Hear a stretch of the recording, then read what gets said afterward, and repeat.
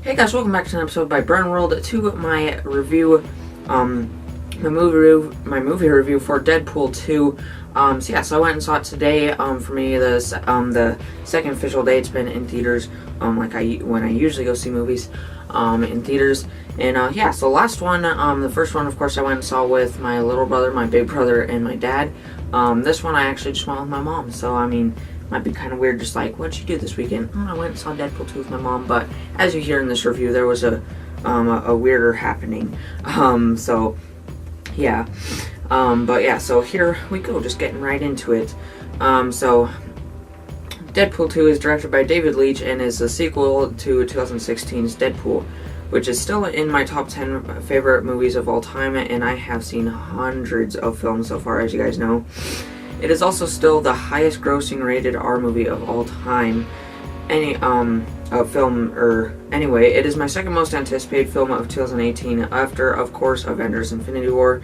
And of course, Deadpool is my favorite superhero of all time. So yeah, in this film he is still sporting my favorite Deadpool suit of all time.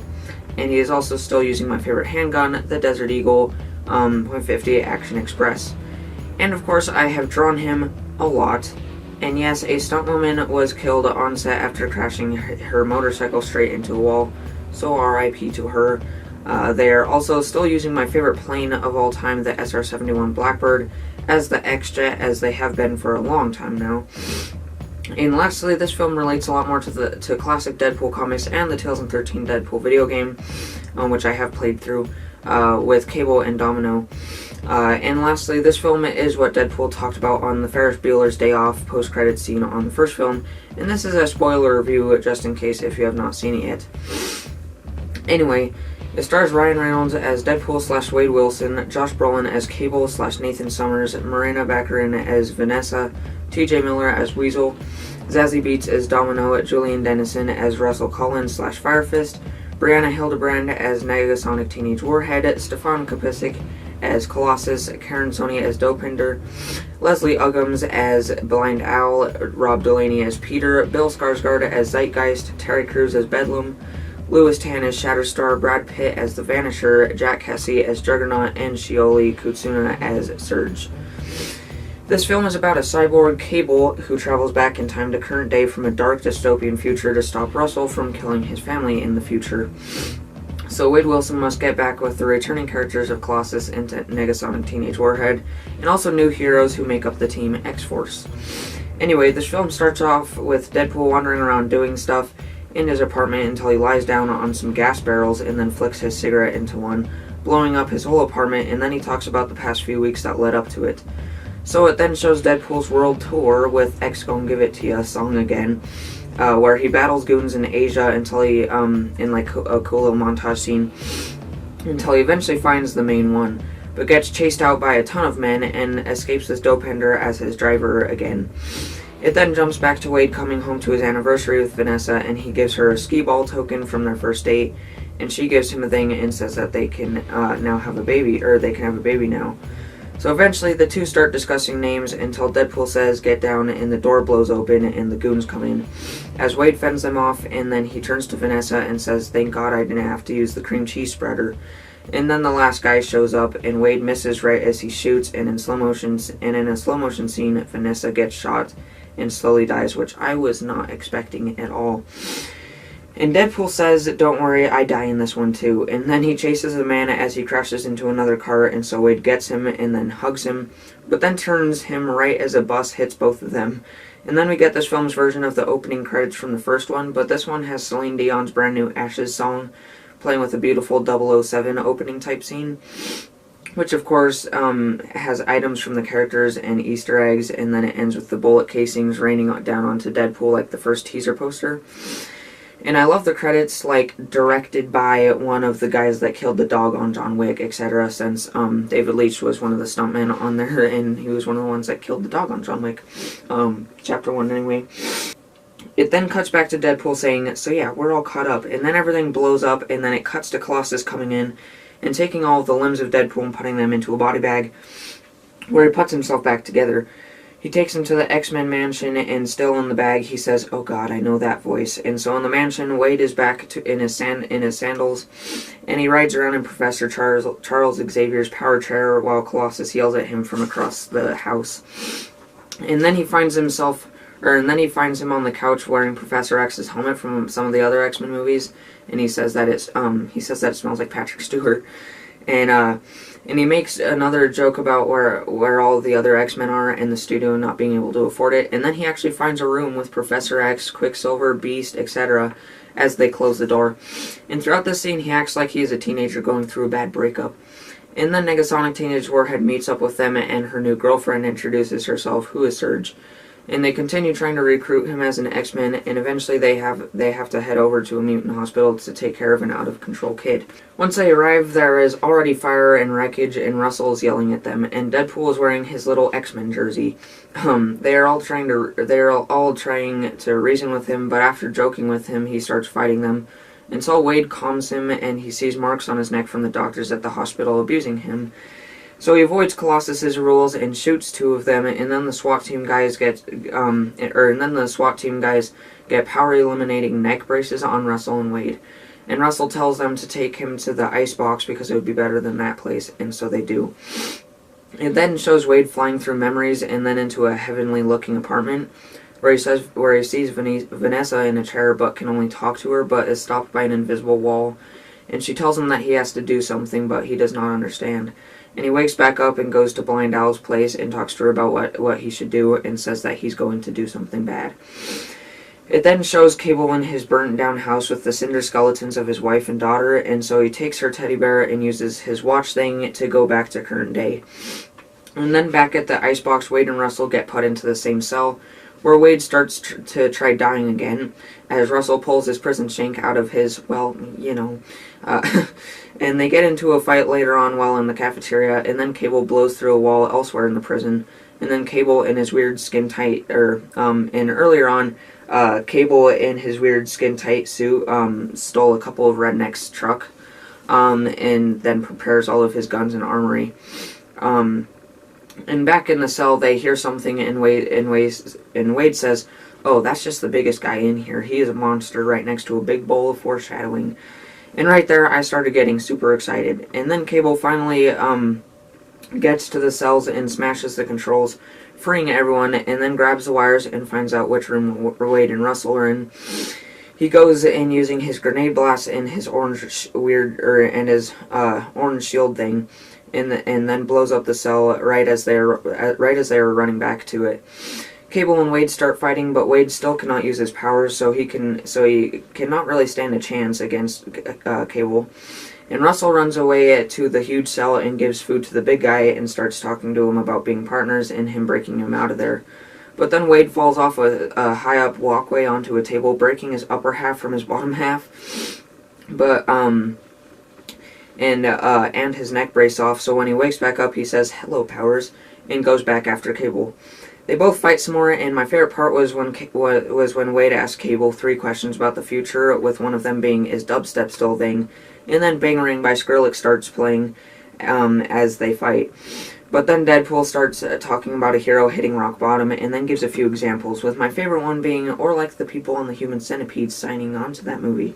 And then Cable gets stopped on the snowy mountain, and Wade falls off the cliff into a frozen lake, where he visits the Heaven apartment place again, and he finds out that he needs to save Russell.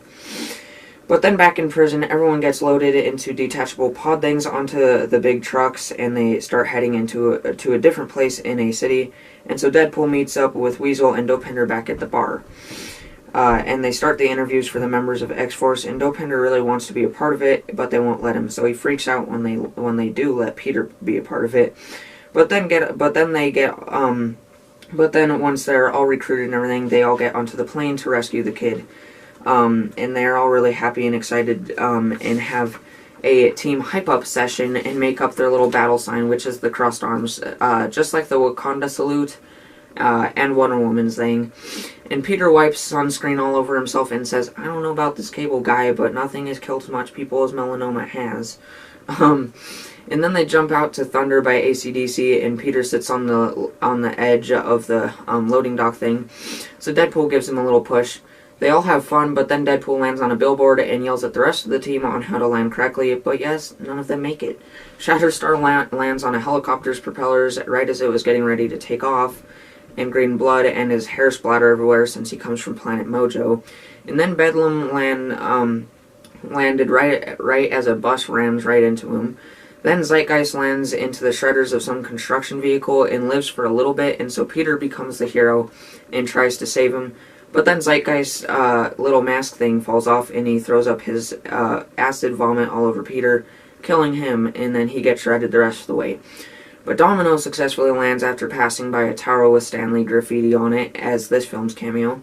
And then she lands as the trucks come crashing through, making her run through cars flying everywhere. And the whole rest of the time, the Vanisher wasn't ever seen or heard, except for his parachute, but then he lands on a power line and he lights up with the electricity, and for like 2 seconds, we see Brad Pitt. So Domino, using her powers of luck, gets into the truck and drives it right as Cable gets on and throws a grenade at right as the back half detaches, and then it blows up. So he flies back onto the front half, and Deadpool steals a woman's scooter and gets behind the truck.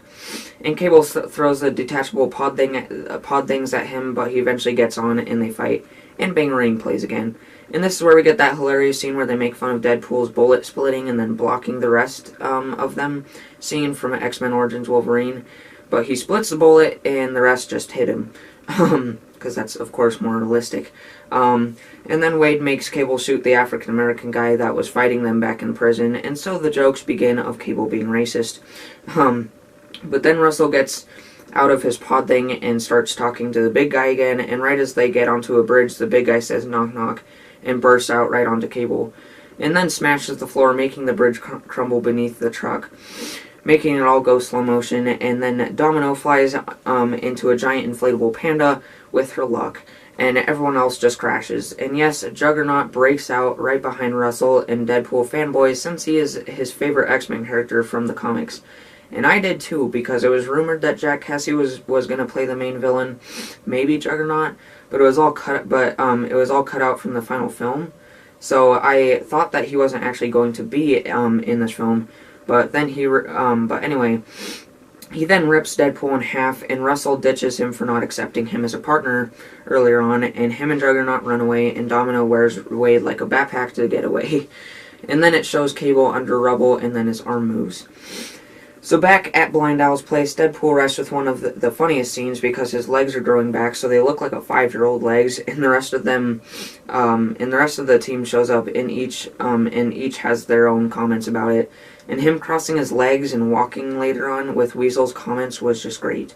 Anyway, Cable then shows up behind them, and so they all aim their weapons at him, but he asks Wade for his help, and explains everything, including how the man who killed his family was Russell in the future, where we briefly see him a little more like he looked like in the comics with longer hair and all.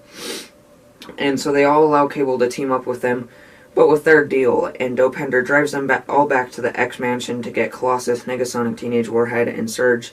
And in the cab, Wade and Cable argue and roast each other, and then Wade calls him Thanos, since Josh Brolin plays Thanos in the MCU, of course. But once they get there, Deadpool stands outside with his tiny little boombox to get Colossus to wake up and come out, but he denies his offer, so they head to the mutant hospital where Russell and Juggernaut are headed to. And once they get there, Russell is chasing the main doctor and yelling at him, and so the team prepares themselves and then runs into battle in slow-mo with some cool rap music. But then Dopender sees Juggernaut and runs back to the cab. Then Colossus shows up, and then Deadpool says, "Oh man, an awesome CGI battle is about to happen, or about to go down." And then Colossus runs over to Juggernaut, and they start to battle. And then Domino goes in and fends off the other doctors, and Cable and Wade get together and fight off doctors to get to Russell. And it was awesome seeing those two fighting together.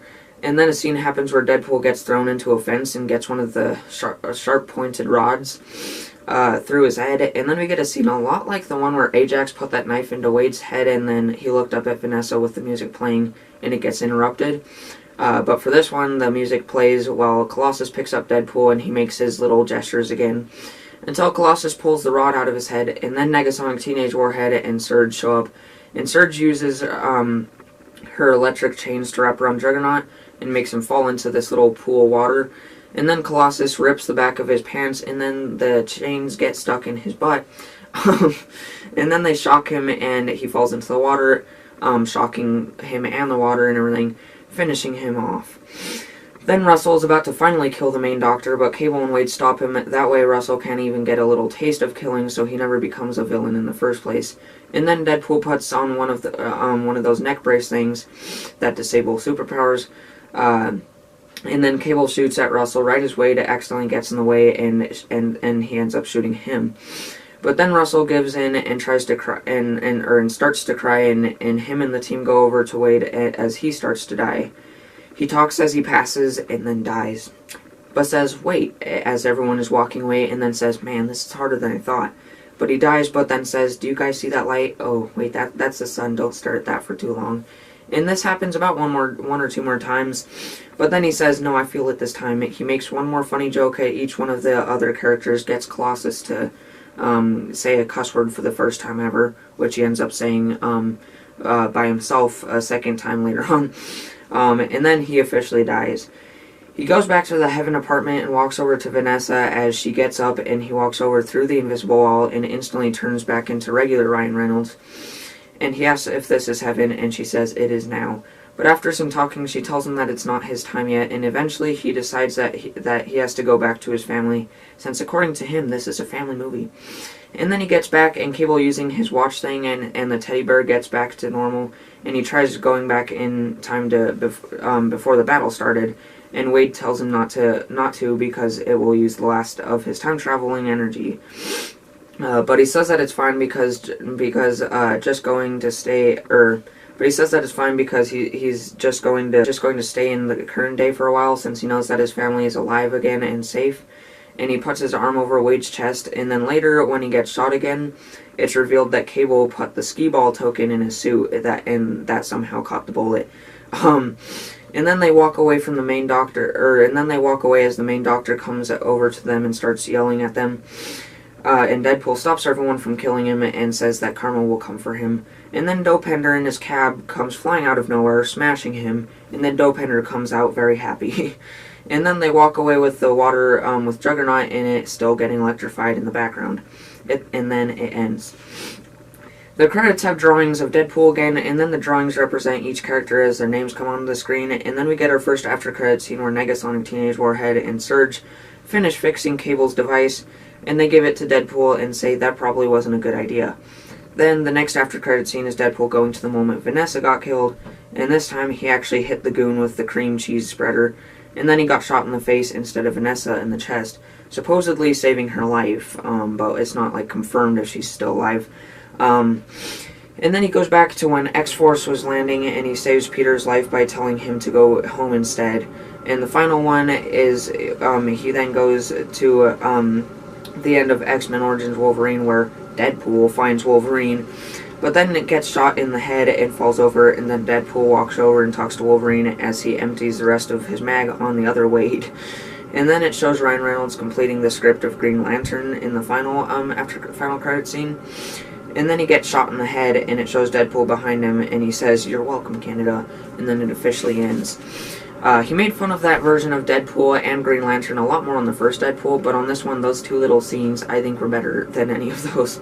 And of course, Ryan Reynolds is Canadian, and so is Wade Winston Wilson.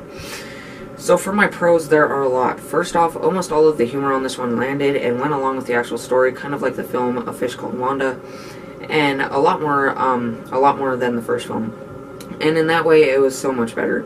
I especially love the jokes like Wade telling Cable, "You're so dark, are you sure you're not part of the DC universe?" Also, like when he gave Vanessa the skee-ball token, he was just like 100% pure lead. That was also pretty great. But also, when Wade got done talking to Blind Al after grabbing a pouch of cocaine from his secret stash and then hiding it in his mask, and then he later slapped his face, making it explode everywhere. But I also loved all of the movie references, Deadpool eventually having duct tape all over his suit, the reprised superhero landing joke where he actually hurts his knees, all of the trailers and Celine Dion's music video, that she released on YouTube and everything. And of course, one of my inspirations for the Excitement of Painting video was the Bob Ross Deadpool 2 teaser trailer thing. So anyway, the link to that video is down in the description if you haven't seen it yet. Definitely check that out. I also love the Deadpool theme song that played in the credits, but this time instead of it being all about Deadpool, it was the same exact song, but with the X-Force. And there wasn't a ton of CGI, but compared to many other films in the first Deadpool film, but all of it except for a few things were amazing. I also loved all of the new characters, mainly Domino and especially Cable. And Josh Brolin already won my most favorite MCU villain of all time so far, of my favorite comic book villain of all time, Thanos, and now Cable, and then he still has Sicario Day of the Soldado later this year. But I also loved all of the Easter eggs, sets, action sequences, and the comedy, but this time mixed in with some pretty dark themes, like Wade not wanting to name the baby after his horrible father that they talked about in the first one, and Cable's family, the mutants, and abuse, etc.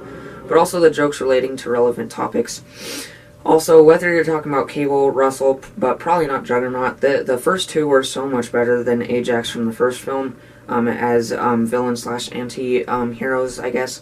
But although Juggernaut wasn't amazing in this film, he was undoubtedly much better than the Juggernaut from X-Men 3: The Last Stand, played by Vinnie Jones.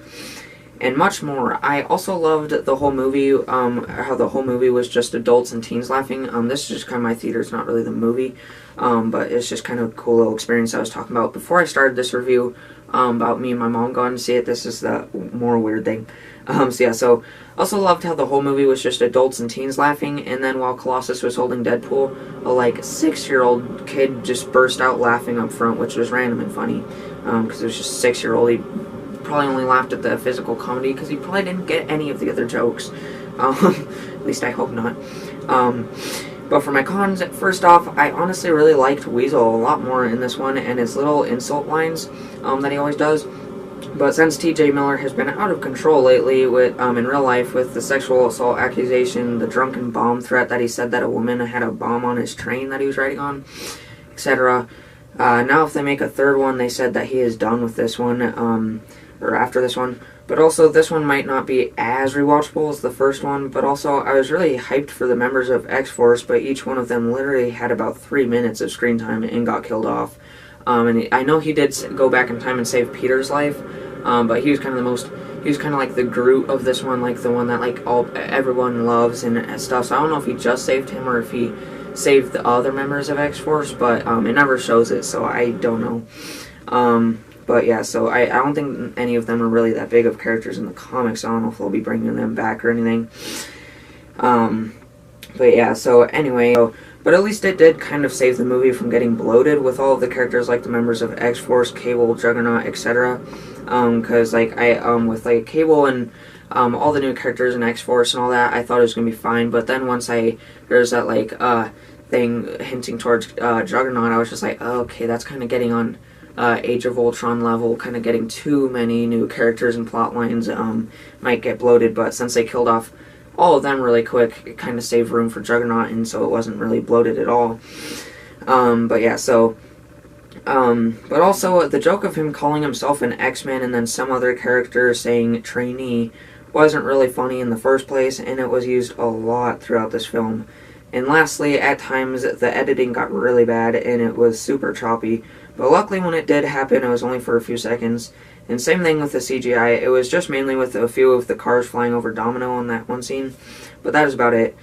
So overall, I definitely recommend going and seeing Deadpool 2 in theaters and buying it once it comes out on physical media.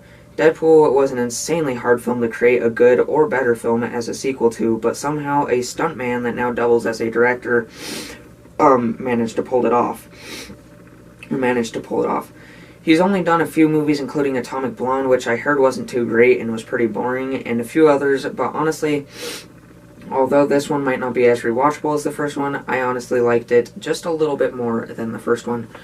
So can't wait to get it on physical media, but yeah, that's pretty much it for my review. So of course, Infinity War 1 was probably a lot longer than this one, an insane amount of more pictures, I can tell you that. This one only has maybe a third of those pictures. So that is my review for Deadpool 2. So again, let me get, as I talked about on the last day vlog, tell me what you think of my first two, like, solo movie review episodes, because, of course, I always do them on life updates or day vlogs or whatever, so these are my first two movies that I've done, like, solo videos for the reviews, and let me know down in the comments down below, if you want me to keep on doing them, and I am from now on, with, like, the bigger movies like Avengers Infinity War and Deadpool 2, like, all those bigger movies a few times a year, like I talked about on the last day vlog, I will be doing them, solo movie reviews for those, but not every single movie I go and see it in theaters, of course,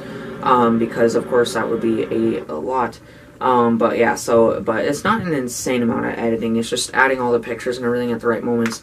It does get a lot, but it's not too bad if I only do it a few times a year, but, that mixed with all the other videos does get kind of a lot. Yeah, so that's pretty much it, so, definitely go check that out, if you want to, and, definitely not as long as I thought it was going to be, not the movie itself, the movie review, so, yeah, so that's pretty much it, so make sure to like and subscribe, and I'll see y'all later. Bye!